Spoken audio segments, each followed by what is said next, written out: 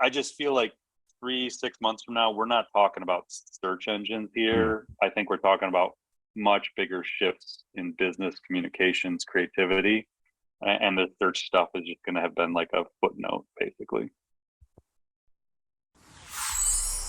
Welcome to the Marketing AI Show, the podcast that helps your business grow smarter by making artificial intelligence approachable and actionable. You'll hear from top authors, entrepreneurs, researchers, and executives as they share case studies, strategies, and technologies that have the power to transform your business and your career. My name is Paul Raitzer. I'm the founder of Marketing AI Institute, and I'm your host. All right, welcome to episode 34 of the Marketing AI Show. I'm your host, Paul Raitzer, along with my co-host, Mike Kaput. What is happening with you this week, Mike? What is it? It's Monday, the 13th we're recording this. So I am in San Francisco, actually. I'm on location. First time in San Fran in probably 4 years. You're back. You were traveling recently, weren't you? Yes. Like DC? Yeah, I was in DC. Okay. Yeah, it's funny. Mike and I see each other like 2-3 times a week in the office. Sometimes like things are so crazy to catch up. So I am actually in San Francisco for the GenAI Summit, a conference. I'm not sure what the official name is, but Jasper's event that's happening actually on Valentine's Day on February 14th. So I'm anxious to see all the things happening in the world of generative AI and language models tomorrow. So it should have some stuff to report next week on the podcast, hopefully. That's awesome. All right, but so we'll get started. Today's episode is brought to you by MACON, which is our marketing AI conference. It's happening July 26th to the 28th, 2023 in Cleveland at the Huntington Convention Center Huntington Convention Center, right across from the Rock and Roll Hall of Fame. If you haven't been there, Brown Stadium, Rock and Roll Hall of Fame, Science Center. It's an awesome location in downtown Cleveland. So the conference brings together hundreds of professionals. Hopefully, I think we're targeting about 300 to 400 this year is the goal for the conference. So the focus this year is going to be on experiencing the AI technologies, being able to engage with other forward-thinking marketers and business leaders, and really just exploring all the use cases and potential for artificial intelligence in your business and in your career. The event will have talks from experts on generative AI, ethics and legal. Human impact of AI is a big one for me this year. I'm really looking at building out the agenda to focus on some of those areas, including like workforce and talent development and reskilling and upskilling, things like that. So we're going to go beyond just the use cases and the technologies and case studies and really get into some of the bigger issues around AI that I know you and I are focused on and talk a lot about. So MACON's just a great way to get prepared for the next phase of your AI journey, get you a clear vision on a near-term strategy to implement it in your business. You can learn more at macon.ai, that's MAICON.ai.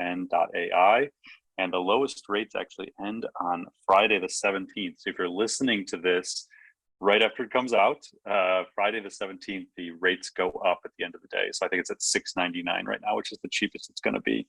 So if you want to come to Cleveland and be with us July 26th to the 28th, definitely check that out. And with that, I'm going to turn it over to Mike for our 3 topics. Again, if you're new to the show, we've been getting hundreds of new listeners every week, which has been awesome. And the way we do this weekly is Mike and I just kind of pick 3 topics to riff about, and then we try and focus on just big things that's happening. The challenge we're facing is it seems like we could pick 3 every day. So narrowing it down to 3 every week is kind of complicated, but we've got 3 good ones for today. So Mike, I'll turn it over to you. Sounds great, Paul. Thanks. And I'm glad you had safe travels to San Fran. Definitely a packed week of AI news.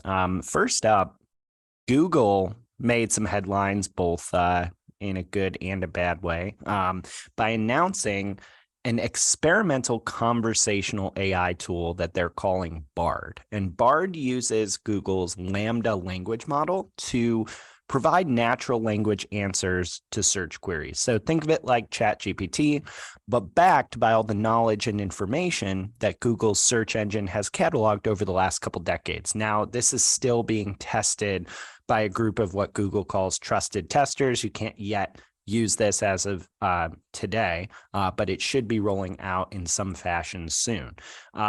Clearly, this announcement is a response to OpenAI and ChatGPT.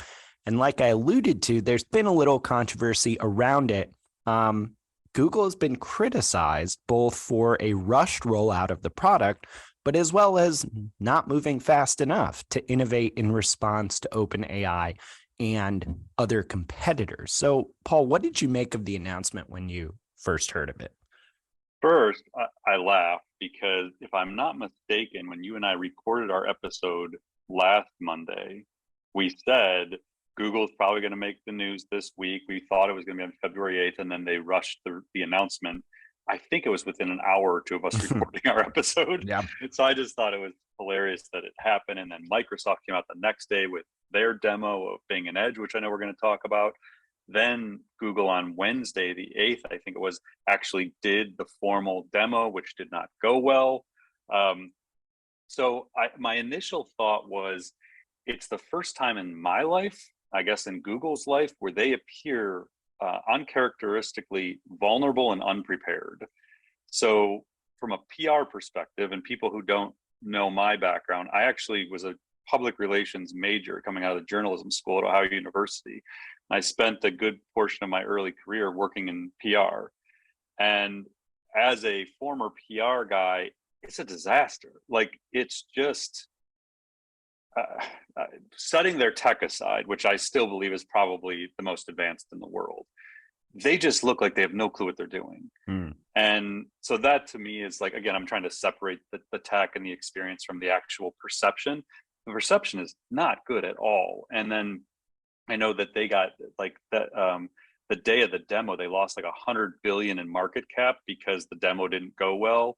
And Bard actually made an error that ended up being because of a misplaced comma where that was like learning the information from. But, I thought that just overall it looked bad. And then I thought that it also is just representative of how little the market comprehends this stuff. Because they showed a demo of a large language model interface, which is a flawed architecture. Like, large language models aren't meant to be perfect. They're making predictions about words and probabilities and things. And to like lose 100 billion in market cap because it got something wrong, it's going to get something wrong all the time. Like, it's just the nature of these language models. So I don't know, it's kind of like just this crazy microcosm of where we're at right now, where Google and Microsoft are racing against each other. People are releasing things that aren't ready for prime time. The market overreacts to everything that happens because they don't understand the technology really at the core of all this. They don't realize all the other stuff that Google's got going on. And it's just like, sometimes you sit back and think, this is just crazy. It's a bizarre timeline we're living in at the moment. So that kind of raises this question that it seems like everyone's been asking. There's obviously sky high expectations. There's unrealistic expectations. But would you say that Google is behind on innovating in this space? I mean, we've talked a lot about them being essentially the creators, much of the technology that is being used in these products. Did they truly get caught flat-footed, or is this just crazy expectations and maybe rushing out the door? I don't think they're behind on the technology. I think that would be a misguided assumption if you don't think that Google has more advanced tech than what we're seeing. They said as much, that they're basically connecting Bard to a light version of LaMDA, which is their main language model. And because if they did it to the full language model, not only would it require massive amounts of computing power, but the risks would be too great. So they're trying to kind of play the game, get something out into the market, but realistically, they weren't ready to release a product at this point. And again, it's not that they don't have more advanced technology, it's that they just weren't prepared to have to make the moves that they're making right now because of what OpenAI and Microsoft did. And that's becoming very apparent at the moment. So this is obviously just the beginning of this technology, but we've already seen lots of tweets, thought leadership, think pieces on how these types of conversational interfaces and using large language models could impact overall the search experience. And I'm curious about your thoughts on overall search and what this could mean we're headed towards. And also, do we have any thoughts on how the impact on search could also impact SEO, which obviously as marketers is a big topic for us. It's interesting. I watched at least clips of the interview with Satya Nadella, the CEO of Microsoft, and they asked him about this question specifically, like the impact on publishers and links to sources. And I think I saw a clip maybe where they even asked Sam Altman, the CEO of OpenAI, about it. And I believe Sundar from Google actually addressed this as well. And right now, it seems like they're basically all taking the same position of we don't really know, like that everyone's moving so fast to get this out that they're almost on the fly trying to figure out how they're going to still reward publishers who are creating all the content that's training all the models. So again, if you're new to this, the crux of the issue is if I go in and I ask Google a question, it can give me back a snippet, like it can give me a summary today, but generally it's still driving me to publisher links. I'm still going to a third-party site to actually gather more information. The premise of ChatGPT and what Bing is basically enabling is that I might not have to go to those sources anymore. That if it just writes me an answer and I'm happy with the answer, I don't need to go on to other sources, other, called citations. And so that's creating a lot of uncertainty in marketing and search and in SEO is like, what is the value of published content as a brand, as a media company, as an individual, if the search engines are going to stop sending traffic to our site? So I'm not ready to say like the sky is falling in here. I think there's a lot to be determined in the months ahead. I don't even say years at this point. I think a lot of this is going to start playing out in the next, 3 to 12 months. But there is a lot of uncertainty, and I think people are asking a lot of really good questions. But I don't think that Microsoft and Google actually have very good answers right now, or at least answers that people want to hear. I did hear, was it Chamath? I think you and I both listened to the All In podcast. I think he had proposed in this week's episode, like Google just doubles what they're paying publishers. Like basically, Google just says, forget it. Like we're just going to give away the money. Like it's worth more to us to save search than it is to pinch margins. And so he had it was the best idea I've actually heard of like, yeah, if Google, like don't underestimate what Google's capable of doing. They're not going to just let their search business get cannibalized. So there's some plays they could make that the average business person and marketer probably isn't thinking about because we don't spend our days analyzing Google's business model. So the one other thing I wanted to like touch on here, there's a few like tangential pieces of content or things related that I wanted to kind of get into for a moment. And that is just the understanding of how language models work, because I think there's still lots of misconceptions here. So when we're talking about Google and we're talking about Bard and we're going to get into Microsoft and Bing and ChatGPT, I think it's really, really important that people understand the fundamentals of language models and that they have inherent flaws. So these language models which power Bard and ChatGPT and GPT-3, like that's what it is, it's a language model, they're just making predictions about words. And I get questions about this every day on LinkedIn or in person. And so people are always like, well, why can't it cite its sources? It doesn't have sources. Like it learns from a corpus of knowledge, in this case, the internet, and then it predicts the words in a sentence. It's not drawing from any specific source. So like the analogy we've given is like if you or I wanted to write a story about what a large language model is, like we wanted to write an article about it. And let's say we're going to spend a week and we're going to go read the 100 best articles about large language models. And then we sit down and we write a 500-word blog post about what is a large language model and how do they work. There's a decent chance we could then write that without a single citation. Like we went and consumed a bunch of knowledge, we synthesized it in our minds, and then we sat down and we wrote something. So if you then said to me, well, Paul, where's the citations? I would say, I don't know. Like I just read 100 sources on it. Like I learned the topic so I could write about it. I can't cite for you every single fact or line within that story. That's basically a simplified version of how a large language model works. It goes out, it consumes knowledge, the internet in this case, and then it synthesizes that and it writes an article or a response to you. So to ask it for citations, you then actually have to build a whole nother layer of artificial intelligence into it that then goes out and figures out what sources influenced that response. So when Bing is actually like giving you a response and then it's giving like some recommended reading, all it's actually doing is connecting the language model to the internet. The language model gives you a response, then an AI underneath it goes and finds related sources that seem to most heavily support the output of the language model. So again, it's like there's this fundamental thing that needs to happen. Now, where we're at with these language models is very baseline. There's this great article from Rob Toes or Tows. I have to find out how to actually say his last name because he writes amazing stuff.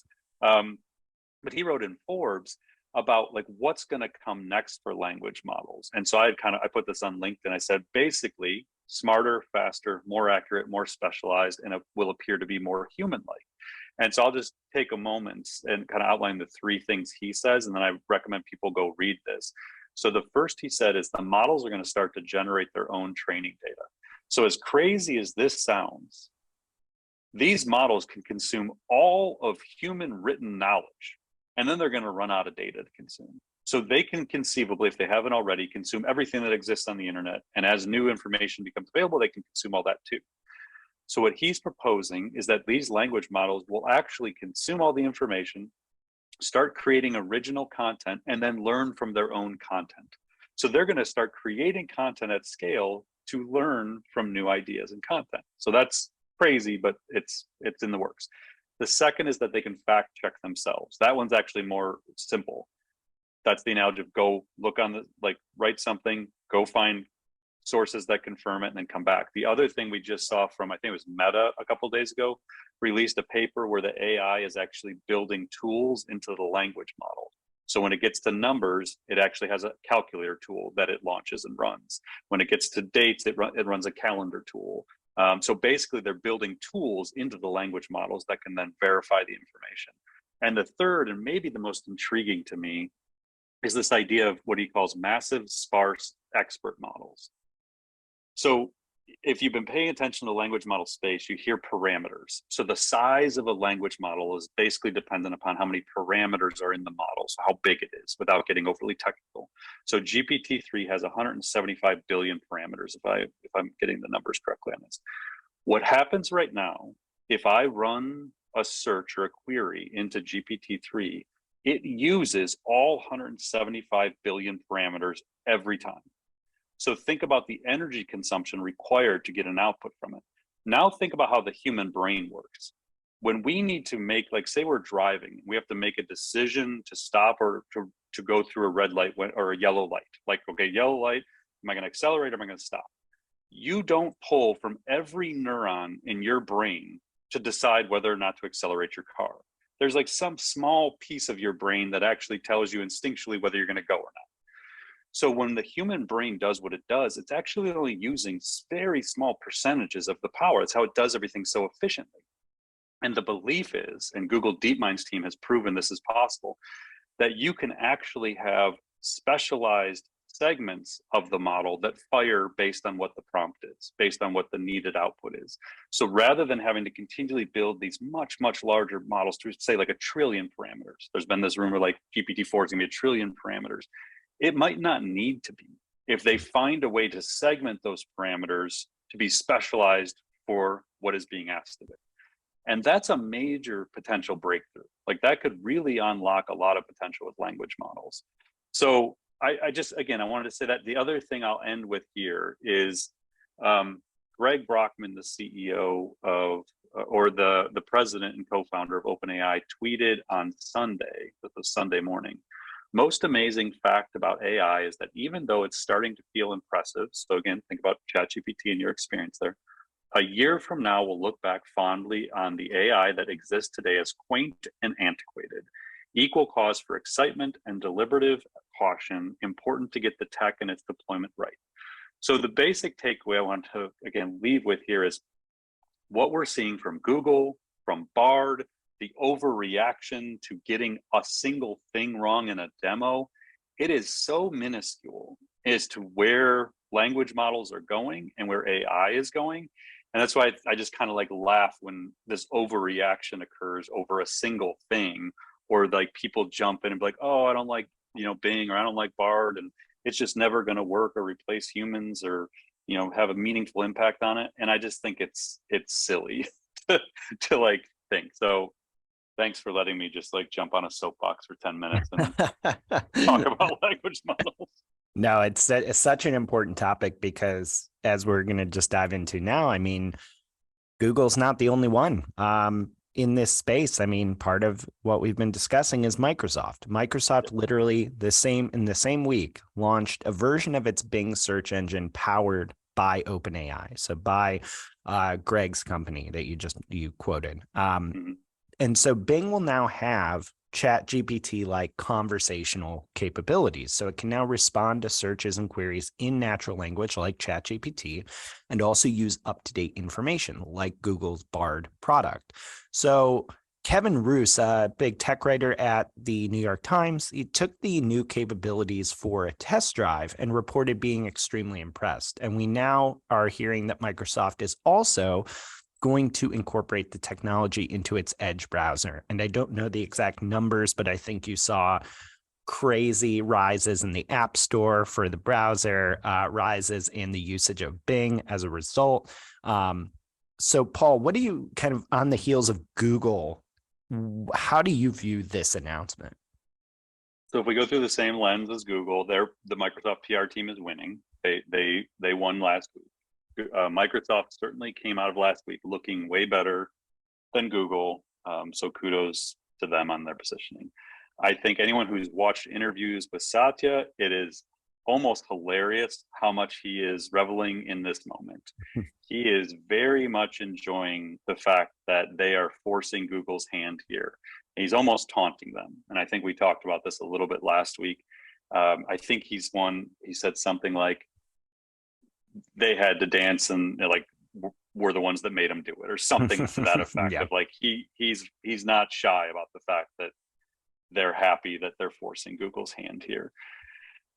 Okay, so that being said, I'm a fan of Microsoft. We don't use Microsoft, generally speaking. I mean, we use primarily Google products as an institute in my agency previously.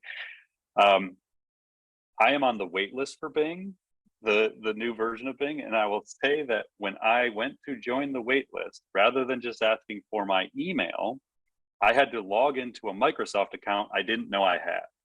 So it made me register for Microsoft, which then made me realize how much I hate having to navigate Microsoft's accounts. Because when my children wanted to play Minecraft, I had to create Microsoft's accounts. Then to actually manage anything in Microsoft, you have to navigate these crazy web of like, which account am I in? What preference pages am I on? Can I do it in the app? Oh no, I got to go to the Microsoft site. And it reminded me why Microsoft has been in the position they're in all this time. There is a friction-filled process to work with Microsoft products, in my opinion, whether it's been Skype or Minecraft or Microsoft products. Again, I didn't even know I had an account. And then I was like, well, I don't even know where this account goes to. And then it was actually verifying on an old email address, and I have no idea how to even change that. And I was like, oh my God. Like, and in that moment, and again, this is just one person's subjective opinion, I don't think at the end of the day, Microsoft makes a meaningful impact on market share here, because the friction to move off of the way I or other people do things is so great. Like for me to test Bing out and play around with it, no problem, I'll do it, I'll check it out. But chances are either Google's going to have a better version in 3 months, or Cohere built into Google, or Neva, u.com, like take your pick. And so I think it's a really interesting moment for Microsoft. I'm happy that they're having this success. I wouldn't bet against OpenAI and their relationship. But Microsoft has a lot of legacy perceptions about how challenging it is to work in their platform, at least for me, that I cannot see myself at this moment doing what like Kevin in the New York Times said, like Bing's now my default browser. Right. or Edge, my new default browser. Bing's the default search. I don't see that happening in any significant way. I could see maybe market share shifts a few percentage points, and that's not an insignificant amount of money. But at the end, I think Satya has a larger strategy at play here than just search. So again, I'm not saying I'm keeping these comments specific to like search in particular, because that's what we're talking about. But I think there's maybe a Trojan horse here that they're doing this for a reason, and winning search isn't actually the reason they're doing this, but it's a really interesting way to force Google's hand in the process. So yeah, I don't know. Again, I'm just kind of like riffing here, but that was I'm happy. It looks impressive. People seem really impressed by it. I haven't had a chance to test it yet because I'm on the wait list through whatever account I finally got logged in through. And at the end of the day, I don't think we're going to see a meaningful shift in metrics from a search perspective. Yeah, and like we've discussed on previous podcasts, search is really, it's easy to get distracted by kind of the big headlines and shiny objects here. I mean, search is just one piece of the puzzle. I mean, Microsoft, for better or for worse, and I'm sure their user experience is not great on some of the other productivity apps they have, but they're embedded in so much of corporate America, and they're rolling out these types of capabilities in other tools as well, like Teams and Office. Right, and those people aren't switching. Like that's the thing. Right. If you're going after enterprise users, I'm sorry, like Microsoft people aren't switching to Google for a better search experience, and Google people aren't switching to Microsoft for a better search experience. It's just like, I'm not saying it's trivial, because it's the majority of Google's business is their ad revenue from it. But I just feel like 3-6 months from now, we're not talking about search engines here. I think we're talking about much bigger shifts in business communications, creativity, and the search stuff is just going to have been like a footnote, basically. Yeah, that makes sense. And it's so crazy to me as well with kind of our third topic here. Just we're so busy talking sometimes about the big tech giants that, I mean, there's so many other major players in this space. And one of them that isn't as well talked about, but is extremely well known in AI circles, is a company called Cohere. And they're a major AI startup that is in talks to raise money, an undisclosed amount right now, at a $6 billion valuation and bring ChatGPT-like capabilities to businesses. So Cohere's been around for several years, established in 2019 by former researchers at Alphabet, Google's parent company. And they build foundational language AI technology that allows businesses to incorporate some of these large language models into their work. And Cohere has already raised $170 million from big venture capital funds, but also notably, they are supported by some of the big luminaries in the AI space, including Jeff Hinton, who is one of the kind of godfathers of the field, and Fei-Fei Li, who's also a major player. What I thought was really notable about this announcement is not just the valuation itself, which is significant, but the company also has a stated focus for building for the enterprise, with an emphasis on actually real world applications for these type of conversational and language technologies. So Cohere is less talked about than some of the other heavyweights in this space, but they're worth paying attention to. Can you kind of walk us through why that is? Yeah, I think you highlighted a good portion of it. I started paying attention to them right away because Jeff Hinton's name was attached to it, as was Fei-Fei Li, as you said, in the Series A. So they raised, they did 40 million Series A in 2021, and then they did 125 million Series B in 2022. So Jeff Hinton, we've talked about Hinton on the show before, but basically he was one of kind of the godfathers of modern AI, or the deep learning movement. He coined the phrase deep learning. And then him and a team of PhD students in 2011, 2012 proved the ability of neural nets and deep learning to do advanced image recognition with the ImageNet competition. He then formed a company, sold it to Google for $44 million, went on to kind of work in Google Brain Team there. So Hinton is a legend. And so when I first heard of Cohere years ago and Hinton and Fei Li being associated with it, I was like, well, they're not going to be associated with anything that's not super legit. And I didn't really know the team behind Cohere or anything like that, but I just knew, well, if Hinton's involved, it's got to be something worth paying attention to. So I started following along with Cohere and kind of making notes and subscribe to their content and just been keeping track of them. But then when you realize who Aiden Gomez is, so the CEO and one of the co-founders, and you start doing some back research on him, he was one of, I think there was 9 authors on Google in 2017 of the Attention is All You Need paper, where they introduced the transformer, which is the architecture that underlies language models today. So what powers GPT and ChatGPT and all these things, are Bard, LaMDA. This breakthrough called transformers is what actually enabled this to occur. And Aiden Gomez, I believe, was the lead author on that paper, and Hinton was one of his advisors, I think, is the way it worked out. So Gomez and I believe like 7 of the 9 people from that team actually all left Google in recent years to do their own thing. So Gomez took a lot of the learnings from what they were doing there and built Cohere to build a language model from the ground up, basically. So then you start kind of connecting the dots. It's like, okay, so transformers, I was just re-listening on the flight to San Francisco today. I was re-listening to the Lex Friedman interview with Andres Karpathy, who was the head of AI at Tesla, and just announced last week he's going back to OpenAI. Yeah.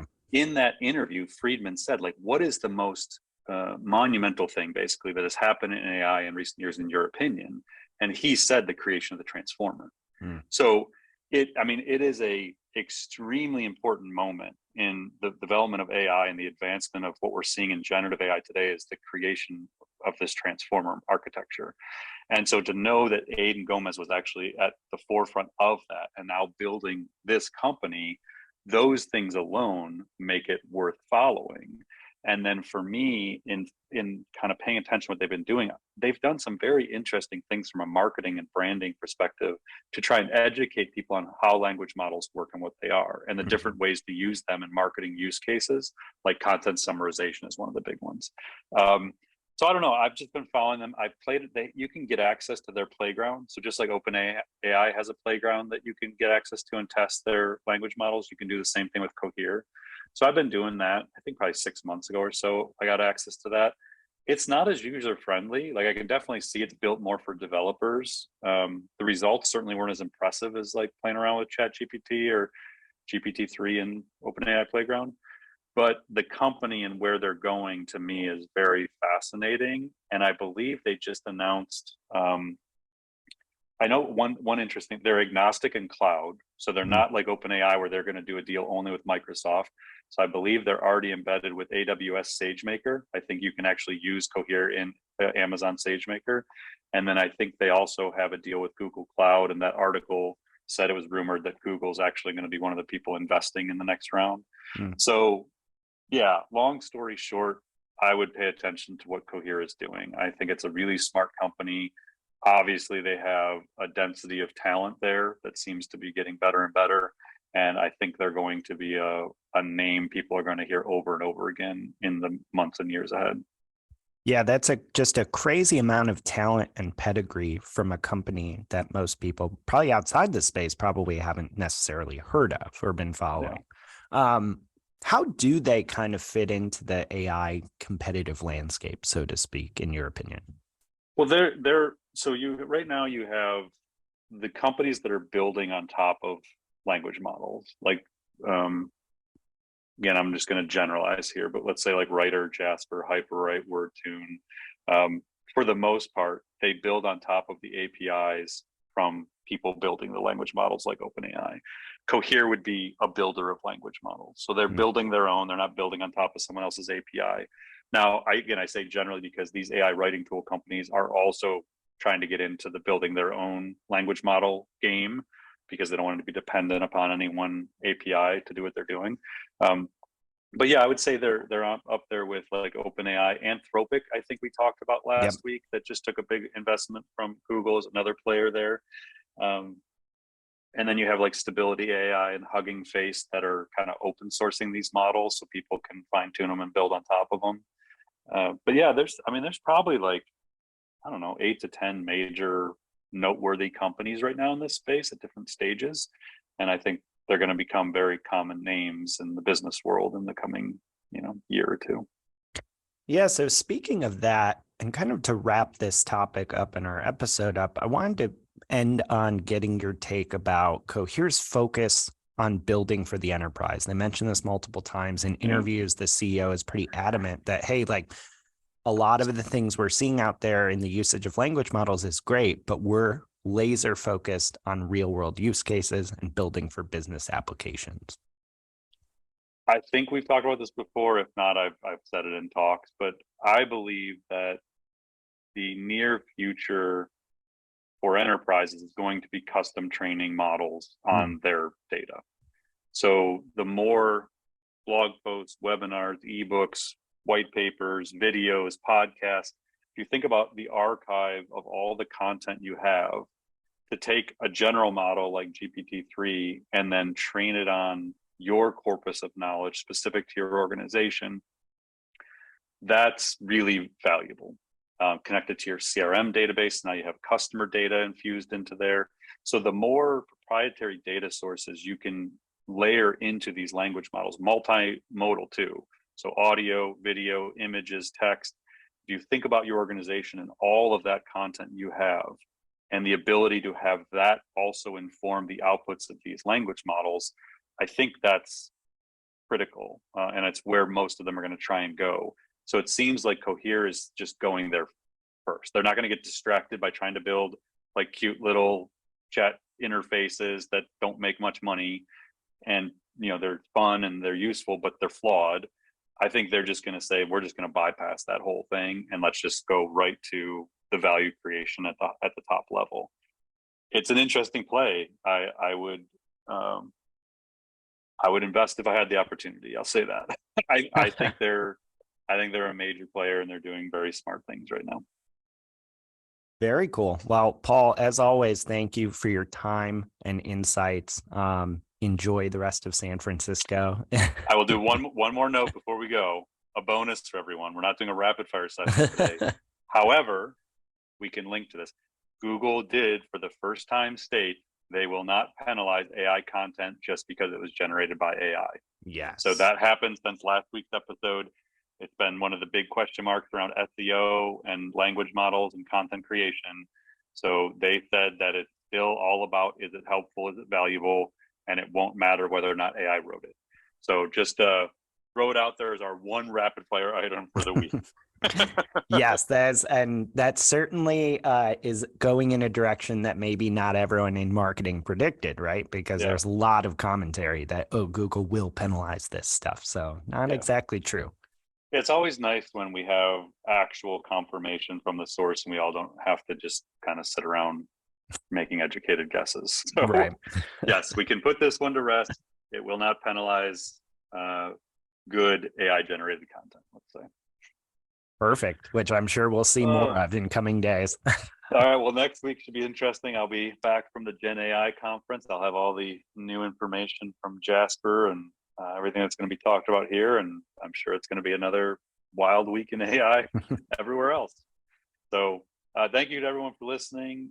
Definitely subscribe and leave a rating. And we would love to not only see the ratings, but reach out to Mike and I. We'd love to hear from the listeners and get connected. So thanks, everyone. We'll talk to you next week. Thanks for listening to the Marketing AI Show.